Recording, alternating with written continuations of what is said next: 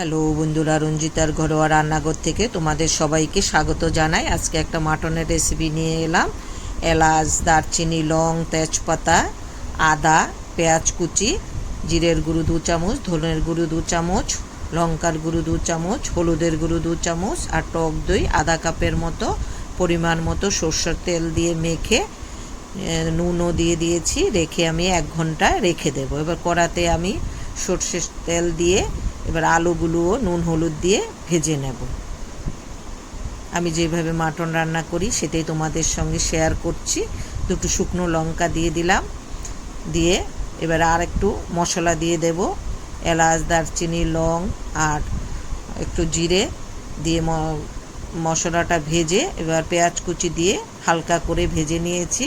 রসুন বাটা আর পেঁয়াজ বাটা দিয়ে দিলাম, একটা টমেটো দিয়ে দিলাম, দিয়ে একটু কষে ম্যারিনেট করা মাটনটা আমি দিয়ে দিলাম, দিয়ে এবার সময় ধরে কষে নেব। আর কাশ্মীরি লঙ্কার গুঁড়ো দিয়ে দিলাম, কয়েকটা কাঁচা লঙ্কা।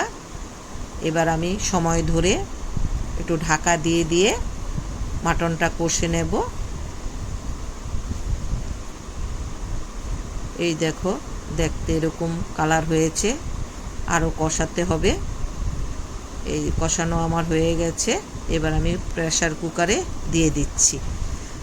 যদি রেসিপিটা ভালো লাগে একটু শেয়ার করে দিও আর কমেন্ট করে জানাবে আমার রেসিপিগুলো তোমাদের কাছে কেমন লাগছে, তাহলে খুব খুশি হব। পুরোটো মাংস প্রেসার কুকারে ঢেলে দিলাম। এবার পরিমাণ মতো গরম জল দিয়ে দিচ্ছি আর কিছুটা পেঁয়াজ ভেজে রেখেছি সেটা দিয়ে দিলাম, দিয়ে একসঙ্গে ভালো করে মিশিয়ে নিলাম। একটা ঢাকা দিয়ে দিলাম, 2টো সিটি দেব। এবার সিটিটা খুলে আমি ভেজে রাখা আলুগুলো দিয়ে দেব, দিয়ে একসঙ্গে ভালো করে মিশিয়ে দিলাম। এবার একটা সিটি দেব।